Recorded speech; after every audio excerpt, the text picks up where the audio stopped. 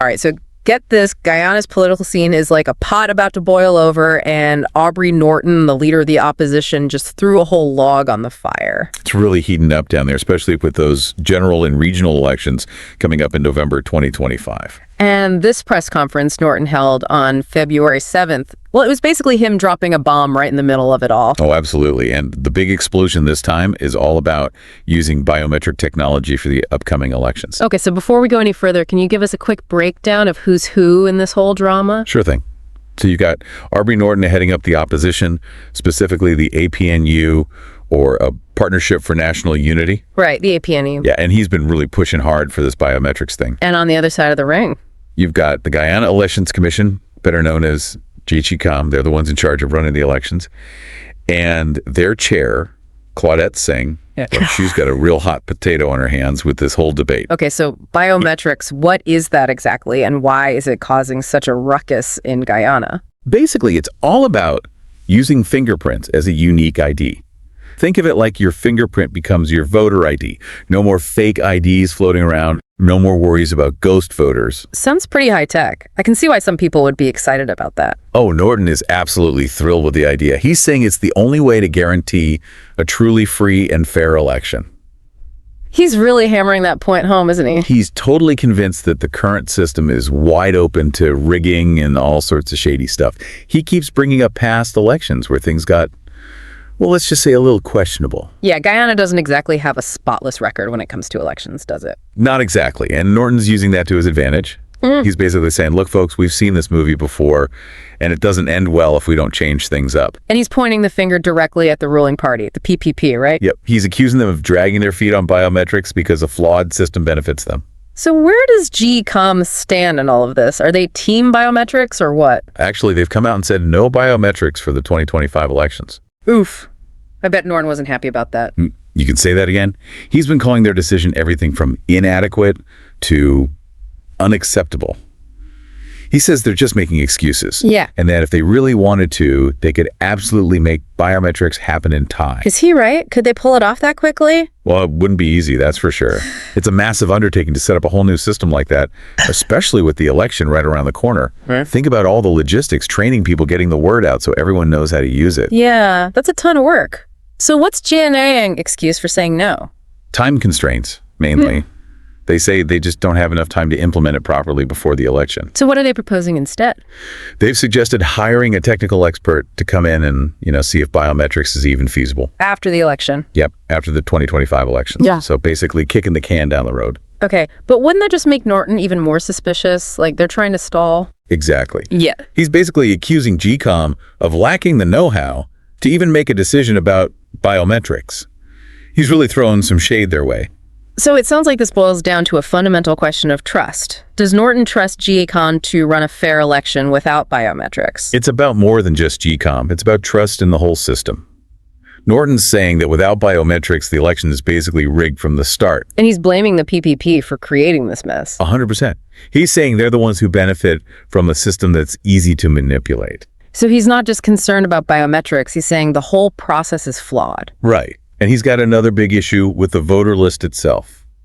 He calls it bloated, implying that it's full of inaccuracies and potential for, well, let's just say shenanigans. So a bloated voter list, more opportunities for manipulation. That's his argument. He's especially suspicious of some claims the PPP made recently about a cash grant program they're running. What's so suspicious about a cash grant program? Yeah. Well, they claim to have 600,000 people registered for it, which Norton finds a little hard to swallow given Guyana's population and how many people have emigrated. So he's saying their numbers don't add up. Basically. And that ties into his whole thing about the voter list being messed up. He thinks they're using this cash grant program to inflate the numbers and give themselves an advantage in the election. Wow. Okay, so we've got accusations flying left and right, a potentially rigged election, and a whole lot of distrust brewing. Where do we go from here? Well, the next chapter in this saga is all about the evidence. Norton keeps hinting that he's got proof of all these irregularities, but so far he's been pretty tight-lipped about the details. He's keeping everyone in suspense. It's a classic political tactic. Create a buzz, make some noise, and then wait for the perfect moment to drop the hammer. So is he bluffing, or does he really have something up his sleeve? That's the million-dollar question. If he can't back up his claims with solid proof, his credibility is going to take a major hit. But if he does have the goods, Then things are going to get really interesting. oh, I bet. This is shaping up to be a wild ride. Buckle up because we're just getting started. Okay, so we're talking about a potential election meltdown, accusations flying back and forth, and this whole biometric showdown. But let's be real for a second. This isn't just some political game, right? Absolutely not. I mean, for the everyday Guyanese citizen, this is about their lives, their future, their belief that their vote actually matters. Exactly. If people start to think the whole system's rigged, they're going to lose faith. And then what? It's a recipe for disaster. Apathy, disillusionment, maybe even unrest. I mean, when trust breaks down, it can really shake the foundations of a society. And that's why we're doing this deep dive, right? To help people understand what's going on and make up their own minds about it all. Exactly. We're giving you the information, the context you need to form your own opinions. So let's try to see things from GCOM's perspective for a minute. They're under a ton of pressure to deliver a free and fair election in just a few months. And Norton's demanding they implement this whole new biometric system. Like, could they even pull that off? Honestly, it would be a logistical nightmare. Trying to get that up and running in time, training everyone dealing with the inevitable glitches. It's a huge ask. So maybe GCOM's not being totally unreasonable when they say they need more time. It's a valid point, but they've got to do a better job of convincing people that they're actually taking these concerns seriously. Right now, Norton's making them look like they're stalling, or worse, covering something up. Yeah, it's a tough spot for them. They need to show they're committed to a fair election without looking like they're caving to political pressure. Exactly. It's a delicate balance. But let's get back to Norton's accusations. Is there any truth to what he's saying, or is he just blowing smoke? Yeah, he's making some pretty bold claims about fraud and corruption, but so far we haven't seen any hard evidence. Right. It's all been talk, no action so far. He could be playing a strategic game, holding back until the time is right, or maybe he's just bluffing, trying to create enough doubt to damage the PPP. Risky move either way. If he doesn't have the receipts to back it all up, he's going to lose a lot of credibility. But if he does have that smoking gun, it could change everything. Okay, so we've got this standoff between Norton and GCOM, accusations of a rigged election, and then we've got this whole Parents Campbell situation, which adds a whole other layer to this mess. Yeah, the Campbell case really brings home the issue of transparency and accountability, Yeah. especially when it comes to Guyana's oil wealth. Right, we're not just talking about politics anymore. This is about the economic future of an entire nation. Exactly. How Guyana manages its oil resources is going to have huge implications for its development and the well-being of its people. And Norton's argument is that the PPP is operating in the shadows, making shady deals, and potentially lining their own pockets. And Campbell's the guy trying to shine a light on all of that. Exactly. He's a watchdog, a potential thorn in the PPP side. And that's why Norton thinks they're trying to silence him, discredit him any way they can. Using the police to intimidate him, that's a pretty serious accusation. It goes to the heart of the problem, the fragility of Guyana's democratic institutions. If the police can be used as a political weapon, if whistleblowers are silenced, then the whole system is in jeopardy. So what does all of this mean for the average person listening? What are the key takeaways here? Well, I think one of the big things is the role of technology in elections.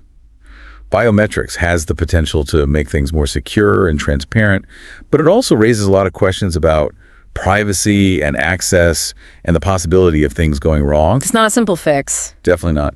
The other big takeaway is the importance of trust in the system. If people lose faith in the process, it can lead to all sorts of problems. So how do you rebuild that trust? What can be done to ensure a fair election in Guyana? That's the million-dollar question. It requires commitment from everyone involved, transparency, accountability, a willingness to listen to people's concerns. It sounds like Guyana is at a real crossroads. Absolutely. The choices made in the coming months will have a huge impact on the country's future. The oil wealth could be a blessing or a curse. It all depends on how things are managed. So what should we be looking for as this story unfolds? What are the key developments to watch out for? Okay, so we've talked about Norton's accusations and GECOM's challenges, but what are the big things we should be watching for as this whole thing plays out? Well, the first thing is whether Norton actually comes through with that evidence he keeps talking about. If he really has proof of irregularities, that could blow this whole thing wide open. It could even lead to legal challenges, right?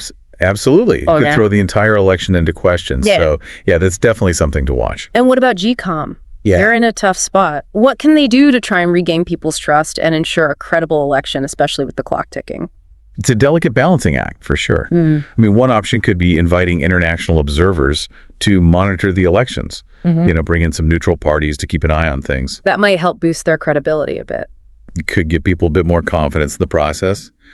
But Norton would probably argue that observers are just a Band-Aid solution. He wants a complete overhaul of the system, starting with biometrics. Right. And the PPP doesn't seem too keen on making any big changes this close to the election. Exactly. They'd probably say it would just cause chaos and disrupt the whole process. So is there any middle ground here? Any way to find a compromise that would satisfy both sides? That's the million-dollar question, isn't it? Yeah. Maybe a phased approach could work. GOCOM could commit to implementing biometrics for future elections while also taking some immediate steps to address those concerns about the voter list. Like what kind of steps? Well, they could do a more thorough audit of the list for starters. Maybe bring in some independent experts to verify its accuracy. And they definitely need to be more transparent about the whole voter registration process. That could help build some trust. But even if they manage to pull off a smooth election this time around, these underlying issues aren't just going to disappear, right? You're absolutely right. I mean, the corruption, the distrust, the political polarization, those are deep-seated problems that won't be solved overnight. So where does that leave Guyana? What's the long-term outlook here? It's hard to say for sure, but the decisions made in the coming months are going to have a huge impact on the country's future. This oil wealth could be a game changer, but it also comes with a lot of risks. It's a double-edged sword. Exactly. If it's not managed properly, it could fuel more corruption, widen the gap between the rich and the poor, and weaken those already fragile democratic institutions. So we've explored this complex situation in Guyana, the debate about biometrics, the allegations of corruption, and the struggle to ensure a free and fair election. Now it's your turn, listeners. What do you think? What needs to happen to safeguard Guyana's democracy? Is technology the answer, or are there deeper issues that need to be addressed? We've only scratched the surface here, but hopefully this deep dive has given you some food for thought. Keep asking questions, keep the conversation going, because the future of Guyana is at stake. That's right. And we'll be here with you every step of the way, unpacking the latest developments and helping you make sense of it all. So stay tuned, folks. This story is far from over.